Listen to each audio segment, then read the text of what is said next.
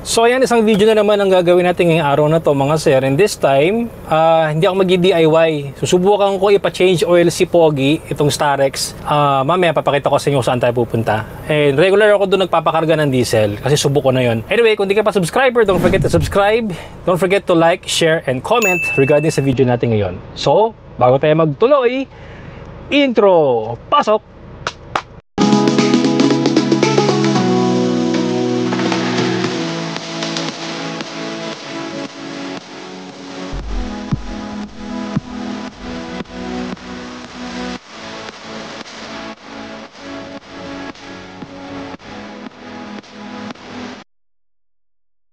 So yun nga no, kakaiba tong gagawin natin kasi hindi talaga ako nagpapa-change oil sa labas or sa mga other services na nag-o-offer ng change oil. Since hindi natin kayang gawin ngayon yun dahil masyado tayong maraming ginagawa, so minabuti ko ngayon i-try na pumunta sa isang gasoline station para nga doon tayo magpa-change oil. So samahan nyo ako, first time pala magpapa-change oil ako sa labas. Tara, drive muna tayo. So ito, on the way na tayo dun sa gas station para magpa-change oil. And typically, hindi ako talaga change oil sa labas. It's because mas patikuloso kasi nga ako na mag-change oil nito dahil may mga proseso ako na mas preferred kong ginagawa. But anyway, syempre, paminsan-minsan kailangan natin i-accommodate yung mga ganong services sa labas para at least yung oras natin hindi nakakain sa paggawa lang ng ganito, change oil, mga ganyan.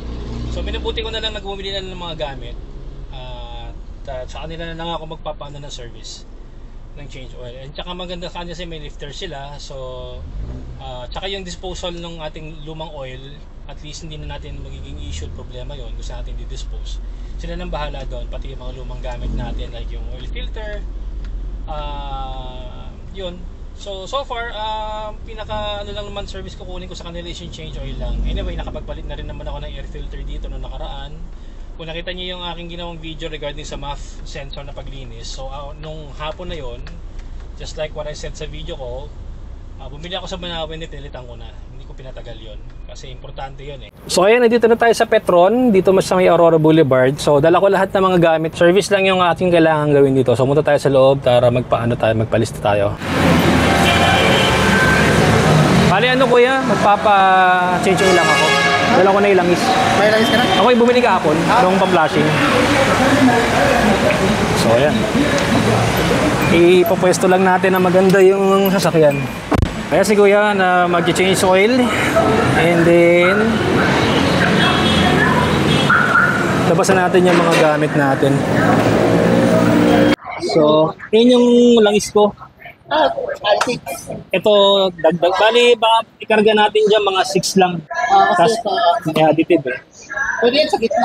Oo, pwede rin. So, yun nga mga sir, no? Bumili tayo ng langis natin. Usual pa rin ginagamit ko, Top 1 SDO. And bumili tayo ng flashing oil, Remex 30 oil filter, BD28. So, di ba dito may lifter, walang kahirap-hirap. Hindi na ako magja-jack.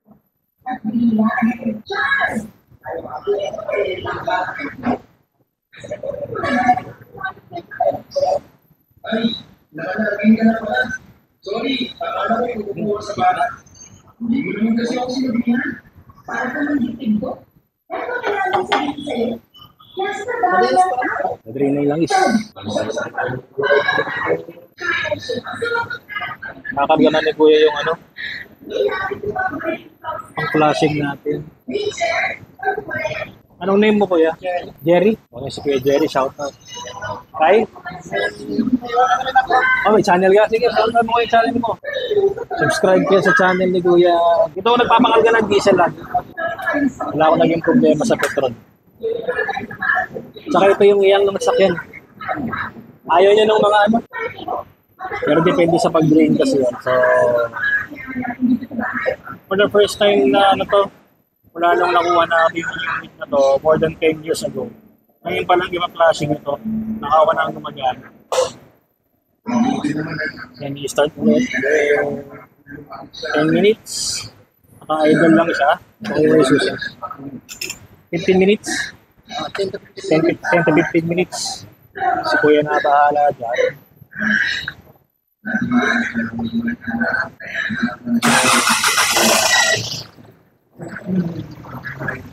10.26.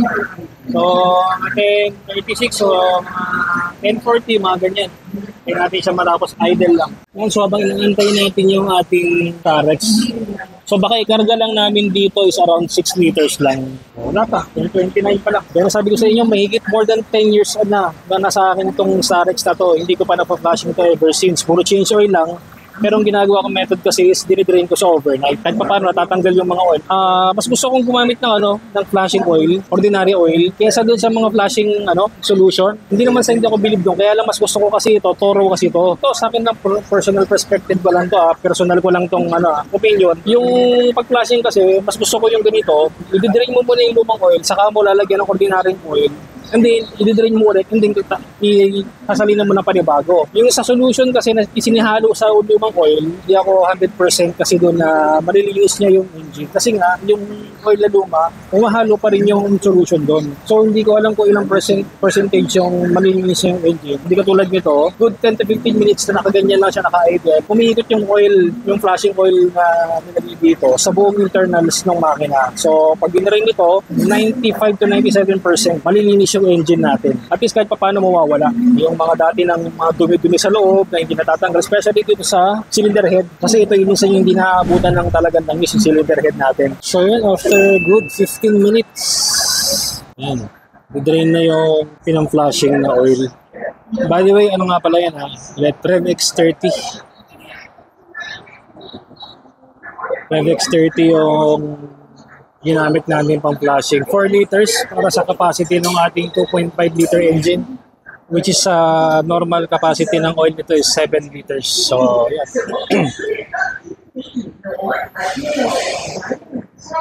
So, gagamitan ni Kuya na. Dito yung mga wala ako mga ganito. So, wala tayong mga pantulak ng mga lumang langis.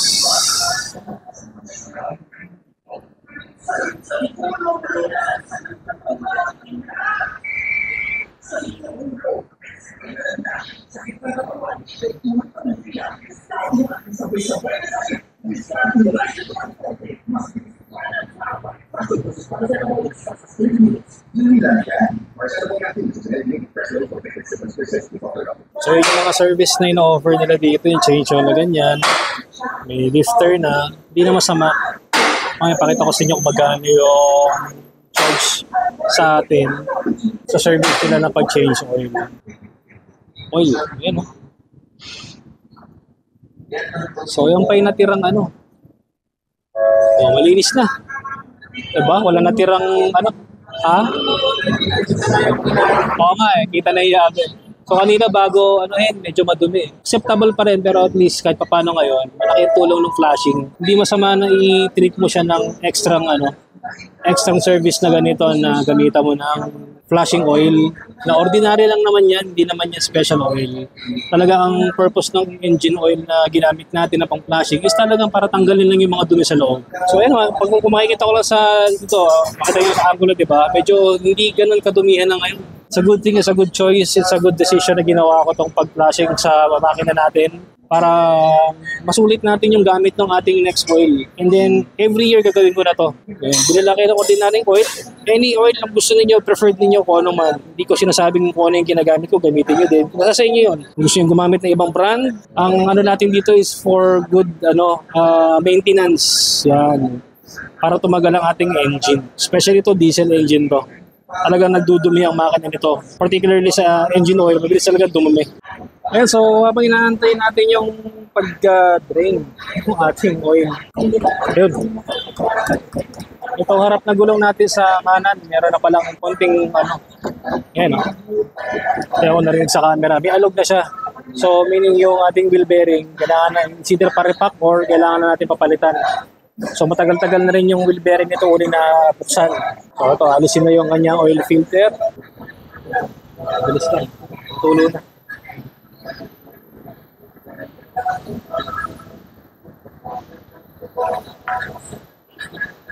Ayan.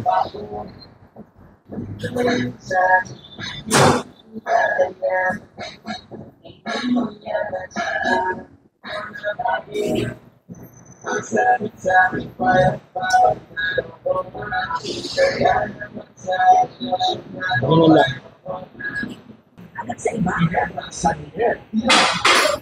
Sa One Generation Plus, never stop even to that. Never scored Acid Plus, Since Plus,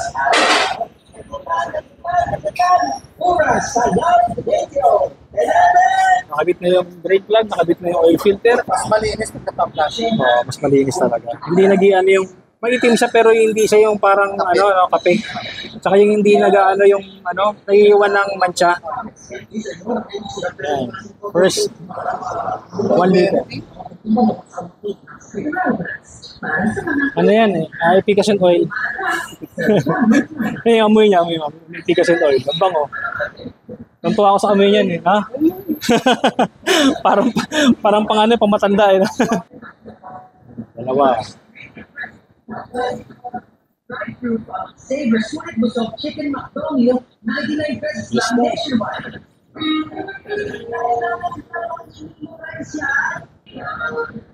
Pangatlo.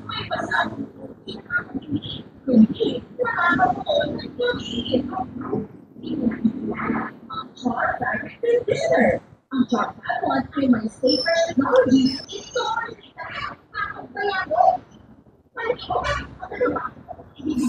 Nasalin ulit ng 3. And then, tingnan mo na yung reading kung okay nino.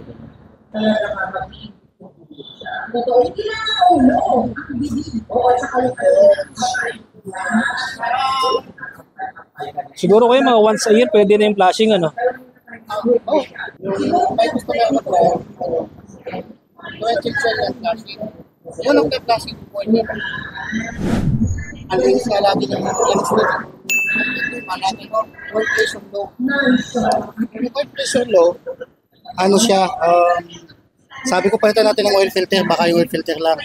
Pinalitan namin, nakabiyahe pa siya hanggang Tarlac. Pagbalik, pupunta ng Santa Rosa, tumigil.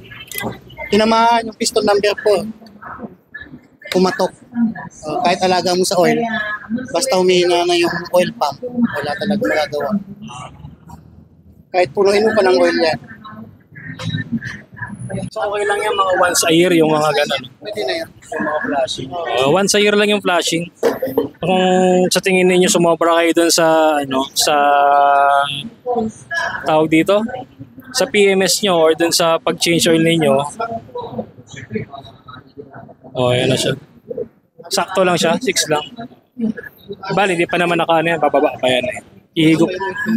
Wala pa kasi naman yung filter eh. Kaya Pwede mga malaki. 6.5 usually. Kasi may X100. Oo nga. Kahit sa pagdadag mo pwede naman. Kasi mas okay yung medyo mababasa ng konti. Sa mataas sobra.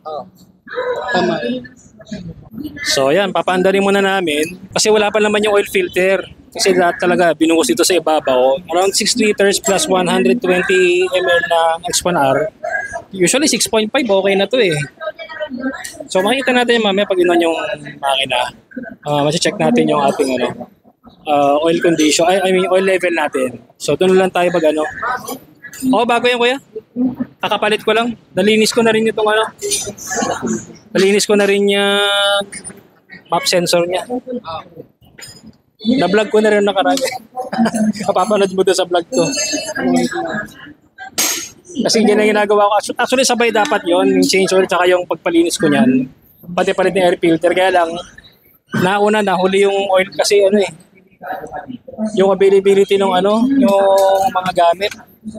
Inano ko pa, in-order ko pa kasi yung iba dyan. sa mga characters din sa... So, yan. Start na natin yung ating engine.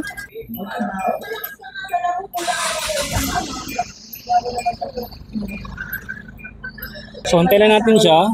Circulate na maayos yung langis. Si Kuya Jerry nakakatuwa kasi, alam mo yun, chinecheck niya yung coolant, chinecheck niya yung brake fluid, chinecheck niya yung refilter, chinecheck na halos lahat kasi part of part of the service. Lahat ng condition ng engine, check niya para habang nandito, alam mo yun, may address na agad. Papalitan kahit basic lang, mga air flow na meron na silang piyesa rito. And ito binuksan nga niya, nakita niya, bagong palit yung air filter, which is sabi ko, yun ang ginagawa ko actually palagi.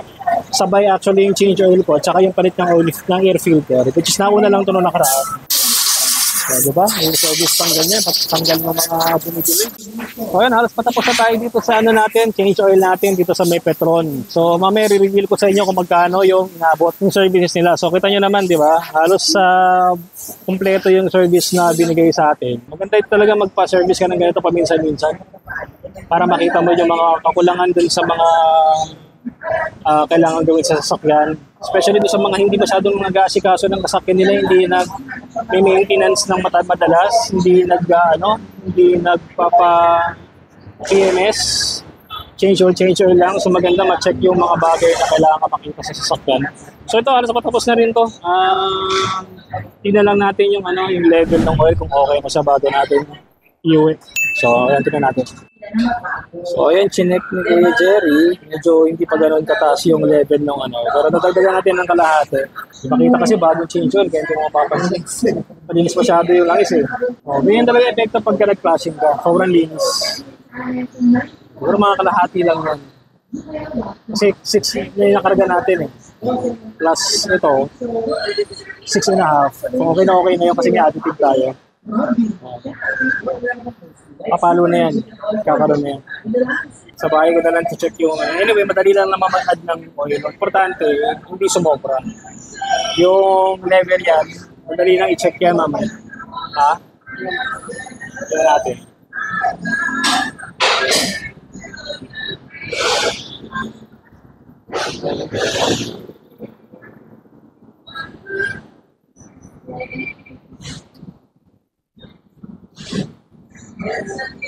Di pa kasi po pa lahat eh. Ayun siya. Linis, hindi makita. Pagkatawad ng mga 1 week po tayo. Ayun na, napasalati na. Kasi bababa kayo. So ayan, sabay na natin i-check yan. So ayan mga sir, tapos na yung ating pagpapa-change oil. So kung gusto nyo rin magpa-change oil, kahit sa ang gasoline station o kahit service center, kahit anuman, para mas mapamura kayo, bumili na lang kayo ng langis na preferred ninyo. Kasi sa akin, ganun ginawa ko, bumili ako ng langis na usually kinagamit ko naman, and then bumili na rin ako ng mga ibang kailangan like yung oil filter, pang flashing, and then ang ginastos lang natin, ito yung ating resibo. So kung makikita ninyo, ayan, total natin sa services natin sa change oil, ayan, ito, 600 pesos lang. So hindi na masama yung gumastos ka ng 600 pesos kasi alam mo yon, hassle free kasi may lifter sila doon. Mabilis lang yung change oil process nila. Not more than 30 minutes para tapos na yung ating papa-change oil. So ayan, sana nagustuhan niyo yung video natin ngayong araw na to. So kung hindi kayo pa-subscriber, don't forget to subscribe. And also don't forget to like, share, and comment down below regarding sa video na ginawa ko ngayong araw na to. So again, stay safe and I will see you again on my next video mga sir. Peace out!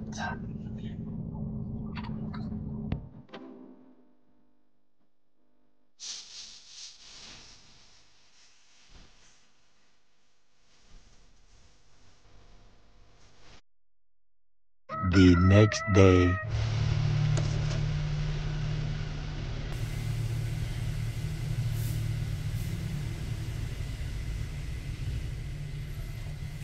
Yun siya lampas kalahati.